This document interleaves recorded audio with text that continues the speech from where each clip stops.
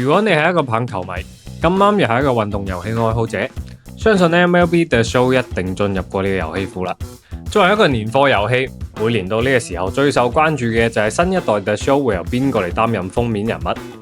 而喺前2日 The Show 官方終於公布新作嘅封面，將會由全新嘅美國隊長 Aaron Judge 擔當。呢個選擇似乎係意料之外，亦都係情理之中。The Show 嘅封面人物背後有啲咩有趣故事？呢期視頻就帶大家一覽究竟。大家好，我係陪你一齊睇波嘅 Derek， 關注我，了解大聯盟相關資訊，挖掘更多棒球場內外趣聞故事。喺了解封面故事之前呢，要先同大家介紹一下 The Show 嘅幕後推手 San Diego Studio。作為索尼第一方嘅工作室，佢哋係棒球遊戲嘅天花板。從06年嘅初代 The Show 開始，團隊已經有超過20年嘅開發經驗啦。而封面人物嘅揭曉環節，更加令佢哋成為棒球遊戲圈嘅 Kingmaker。SDS 選擇封面人物嘅邏輯簡單直接、流量以及敘事感。佢哋唔只係選擇公眾認知中最強嘅球員，而係代表本年度棒球嘅領軍人物。而 The Show 26嘅宣發過程更加拋棄過往平鋪直敘嘅公告方式。1月初佢哋喺冇任何官方公告嘅情況下，偷偷更改咗官網主題配色，橙加黑加深藍嘅配色呢，當時全網猜測呼聲最高嘅就係新任冧莊賽揚投手老虎隊王牌 Tarik Skubal。咁就喺前幾日呢 SDS 先係發推對外公佈今年係冇新嘅封面球星嘅，粉絲就即刻議論紛紛啦，熱度迅速推高，各種整火封面呢就霸佔咗評論區。老虎隊嘅吉祥物 Pulse 更加係隔空示愛，向官方發問係咪準備出一個吉祥物嘅版本啦。24小時之後，官方即刻放出最後嘅重磅炸彈，法官 Aaron Judge 回歸，再次登上封面。呢波先抑後揚嘅操作呢，成為 SDS 又一次完美嘅營銷，搶盡晒所有話題同埋流量啊！咁講起封面人物、封面魔咒呢個詞嘅，相信大家都唔會陌生噶啦。2021年，教士隊球星 Tatis Jr. 喺前一個縮水賽季打出聯盟第5嘅 WAR， 多次喺球場貢獻名場面。賽季結束之後呢 SDS 順勢邀請佢成為 The Show 21嘅封面人物。登上封面後嘅21賽季 ，Tatis 保持咗火熱嘅狀態，最後更加奪得國聯 MVP 第3嘅優異成績。不過封面魔咒呢就雖遲但到啦。緊隨其後嘅22年休賽期 ，Tatis 喺開摩托車嘅時候發生事故，導致手腕骨折，需要手術並且缺陣3個月以上。幾個月之後，術後康復嘅佢開始喺小聯盟進行復健賽。正當球迷認為佢終於可以順利復出嘅時候，大聯盟官宣咗一項重磅嘅處罰。Tatis 被檢測出使用違禁藥物 Clozapine， 被禁賽80場，傷病加禁賽導致佢錯過咗整個2022賽季。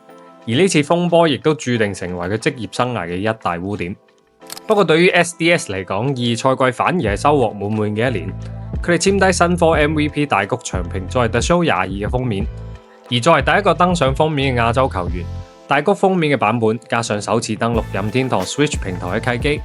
The Show 22發售當月，瞬間登上全美銷量排行榜嘅 Top 3，熱度堪比當年嘅年度遊戲老頭環啊！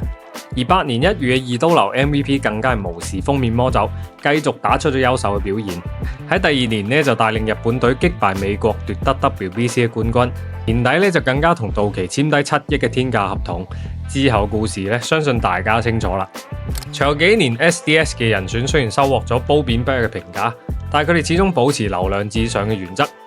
從代表新生代球員潮流嘅 Jazz Chisholm 到 Guerrero Jr. 嘅父子傳承佳話，再到20週年3大新人同時登場嘅歷史性時刻，多元化嘅宣傳手段令 The Show 收穫一波又一波嘅粉絲，繼續維持住自己棒球遊戲領域嘅霸主地位。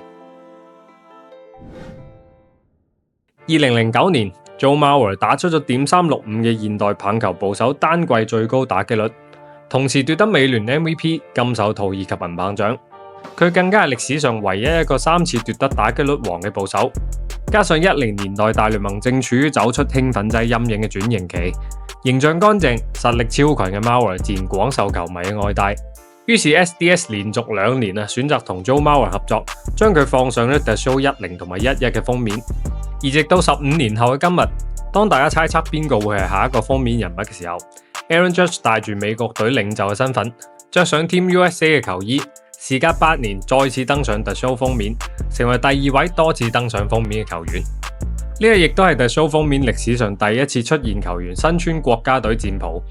各位鑽石王朝模式嘅玩家，相信都好快可以體驗到 WBC 模式嘅回歸啦。遊戲將會喺美國時間2月3號預售，3月17號正式開服。咁恰逢開服當日咧，正好係 WBC 嘅決賽啊！到時大家就可以一邊打機一邊觀賽啦。從2006年 The Show 誕生至今，大家見證咗棒球運動嘅快速發展。呢20年嚟嘅每一張封面都講述咗一個個關於天才嘅故事。而2026年嘅今日，喺 WBC 呢個全球棒球嘅競技之巔背景之下，The Show 26都帶住8年前嘅最佳新人，以美國隊隊長嘅衝冠姿態同大家見面。無論係遊戲定係現實，棒球都有住佢獨特嘅魅力。唔單止係數字嘅更新迭代，更加係每一位封面人物開啟一段全新旅程嘅記號，喺屬於佢哋嘅時代留低自己嘅專屬印記。屏幕前嘅你有冇玩過 The Show 系列？今年嘅全新版本又會喺邊個平台進行遊玩呢？歡迎喺評論區留言互動。如果中意今期嘅內容，記得點讚、收藏、關注，我會為大家繼續帶嚟更多棒球場內外嘅趣聞故事。我係陪你一齊睇波 Derek，我哋下期再見，拜拜。